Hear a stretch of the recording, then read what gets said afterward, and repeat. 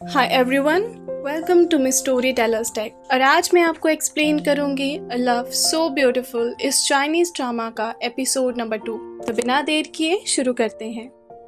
Episode शुरू होता है जहां दो लड़कियां उनके फैन ग्रुप में मैनेजर की पोजीशन के बारे में बात कर रही थी। उनका फैन क्लब मैनेजर्स रिक्रूट करने जा रहा था, जिसके लिए वो अपना नाम देने का सोच रही थी।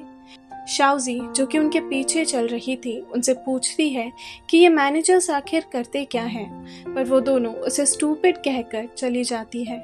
क्लास में टीचर पेरेंट्स के बारे में टॉपिक पढ़ा रहे थे। तब शाओजी नोटिस करती है कि जियांग कुछ वियर्ड बिहेव कर रहा है। वो ये बात जिंग शाओ से भी शेयर करती है, जो उससे कहती है कि जियांग तो हमेशा से ही ऐसा है, 3 शब्द से ज्यादा कभी बोलता भी नहीं। तभी शाओजी जिंग शाओ से पूछती है कि उनके फैन क्लब में कितने मेंबर्स होंगे। उनका क्रिस ली का एक फैन क्लब होता है और क्रिस के फैंस को मेजेस कहा जाता था। ये टीबा नाम के ऐप पर था, जो उस वक्त सोशल मीडिया के तौर पर यूज किया जाता था। जिंगशाओ कहती है कि 100,000 फैंस होते हैं और उनको मैनेज करता है मैनेजर। जिंगशाओ कहती है कि उसे मैनेजर बनने का सपना नहीं देखना चाहिए, उसका जन्म ही एक आम लड़की बनने के लिए हुआ है। तभी शाओजी उसे क्लब से आया हुआ मैसेज दिखाकर कहती है कि उसे मैनेजर के तौर पर सिलेक्ट कर लिया गया है। पीछे से वही 2 लड़कियां आकर उसे मस्का लगाने की कोशिश करती है, पर जिंग शाओजी को वहां से लेकर चली जाती है। स्कूल में शाओजी और बाकी सब लंच कर रहे थे, तभी लू यांग लड़कों को उसके साथ इंटरनेट कैफे चलने को कहता है। वहां आज उसकी शादी होने वाली थी, यानी कि एक गेम में। जिंग शाओ और शाओजी भी उनके पीछे चली जाती है। वू बोसोंग शाओजी को अपने स्विमिंग कंपटीशन में इनवाइट करता है। उनको बात करता देख हम एज ऑडियंस समझ पाते हैं कि जियांग जेलस हो रहा था। अपने कंप्यूटर पे शाओजी को एक रिमाइंडर आता है कि कुछ ही दिनों में जियांग चैन के पापा की डेथ एनिवर्सरी है, उसे कंफर्ट करना मत भूलना। वो ये नोट पढ़ते ही जियांग को देख उदास हो जाती है। तभी वहाँ उनके टीचर स्टूडेंट्स को ढूंढते हुए आ जाते हैं। उन्हें देख वो लोग साइकिल निकाल कर जल्दी से वहाँ से भाग जाते हैं। लू यांग जियांग के पीछे और शाओजी वू बोसोंग के पीछे बैठ जाती है। जाते वक्त वू बोसोंग की साइकिल नीचे गिर जाती है, जिस वजह से उसके शोल्डर पर इंजरी हो गई थी, पर वो किसी को नहीं बताता। घर आकर शाओजी को डांट पड़ती है क्योंकि उसकी साइकिल फिर से खो गई थी। उसकी माँ उसे नई साइकिल खरीदने को कहती है, पर शाओजी मना कर देती है, ये कहते हुए कि कुछ दिन वो पैदल चली जाएगी। असल में उसे जियांग के साथ जाने का मौका नहीं गंवाना था। शाओजी की मॉम उसके पापा को याद दिलाती है कि जियांग चैन के पापा की डेथ एनिवर्सरी पास आ रही है और उस दिन जियांग की मॉम भी आएंगी। उसके पापा शाओजी को कुछ पैसे देते हैं ताकि कुछ सामान ले सके। क्योंकि जियांग एक लड़का है तो उसे इन सब चीजों के बारे में ज्यादा पता नहीं होगा।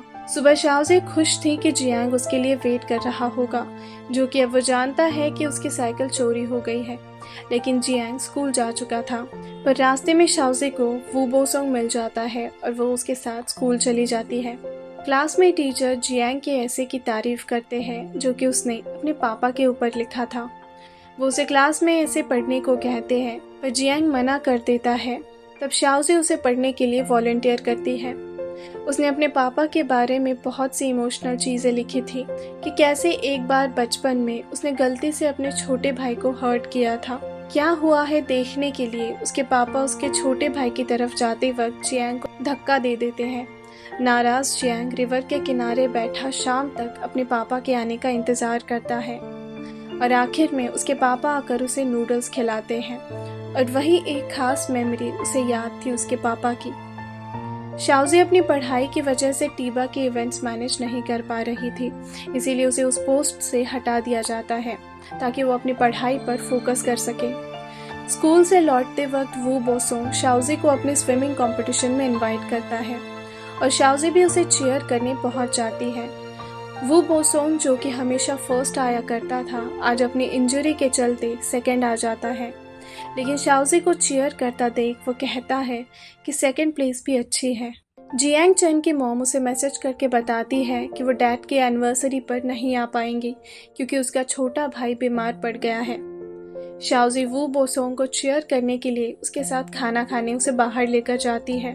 वहाँ बो सॉन्ग उसके चेयर बोर्ड के बदले अपने सेकंड प्लेस का मेडल शाओजी को देते हुए प्रॉमिस करता है कि जब वो गोल्ड मेडल जीतेगा तब वो उसे सिल्वर से एक्सचेंज कर देगा। शाओजी कुछ सामान खरीद कर जियांग के घर जाती है जो कि उसी की बिल्डिंग में था, पर वो उसे बाहर निकाल देता है ये कहते हुए कि अब उसकी कोई ज़रूरत नहीं। उसके इस बर्ताव से शाओजी गुस्सा हो जाती है। रात को शाओजी को अपनी मॉम से पता चलता है कि जियांग की मॉम का आना कैंसिल हो गया है और उसे बुरा लगता है कि उसने खामखा जियांग पर गुस्सा किया।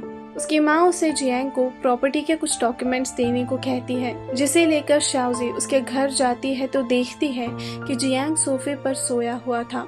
उसे थोड़ा बुखार चढ़ा हुआ था, इसीलिए वो उसे ब्लैंकेट उड़ाकर कुछ देर उसी के पास रुक जाती है। उसके जाने के बाद जियांग उसी नूडल्स शॉप में जाता है जहां वो अपने पापा के साथ जाया करता था। सुबह शाओजी अपने पापा से कहती है कि वो उसे नई साइकिल दिला दे। सुबह स्कूल जाने के लिए जब वो बाहर निकलती है तो वो देखती है कि जियांग अपनी साइकिल लिए स्कूल जाने के लिए तैयार खड़ा है। वो पूछती है कि क्या वो उसके पीछे बैठ सकती है। जियांग पहले तो मना कर देता है, लेकिन फिर बाद में अपनी बैग शाओजी को थमाकर वो दोनों साथ में स्कूल चले जाते हैं। और यहाँ ख़त्म होता है एपिसोड 2। आगे का एपिसोड लेकर मैं आपसे जल्द मिलूंगी। तब तक के लिए goodbye and take care.